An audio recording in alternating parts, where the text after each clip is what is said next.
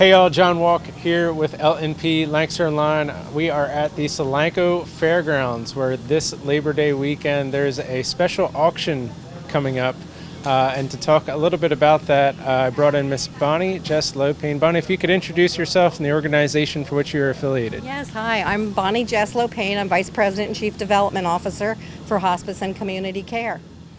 Now, you folks put on an annual auction this weekend. Some special items up for auction will be the last remaining pieces that were owned by the late philanthropist Ann Barshinger.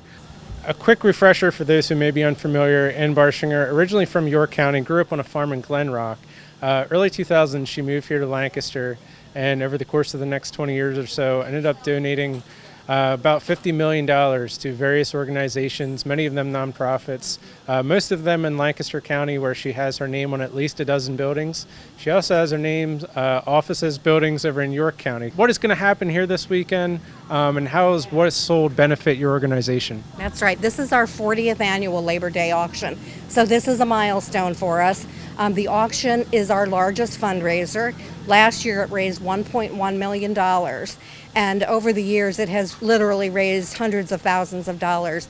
And all of the funds that are raised support the services that we provide. So our hospice and palliative care services, as well as bereavement programs.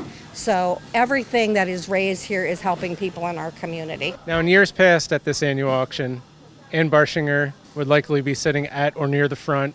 And was very much a supporter of this. Could you kind of tell us that? Tell us what happened? Yeah, and wanted to sit in the front row. She loved the auction, and she loved bidding on the artwork and the quilts in particular. She loved all of the Amish-made food that we had available, and she just had a ball. People just, came to her and just appreciated, so much what she's done for the community, and just wanted to thank her and recognize her while she was here. But she loved supporting hospice, and she loved doing what she could to help take care of people. Over the last few years, we have received over 100 pieces of her artwork, and we auctioned those off at a couple of the Labor Day auctions. Always a very popular part of the art auction. And we were pleasantly surprised a few weeks ago after Ann had passed away to learn that we were receiving the remainder of her pieces that she had in her room at Willow Valley. And so Ann, that was her wish, and I was informed that that was her wish, that they be sold at this year's auction. And so they will. They will be featured.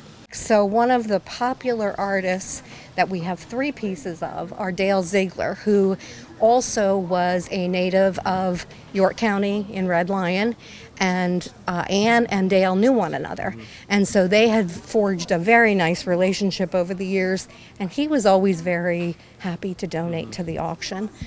So we have 3 pieces that you can see here. So a nice array of more rural kinds of scenes. And also liked, some of these whimsical pieces, the cat, some of these, that were not necessarily high-end pieces of artwork, but fun things. And that's who Ann was. I mean, she just loved the fun stuff. She also loved floral pieces.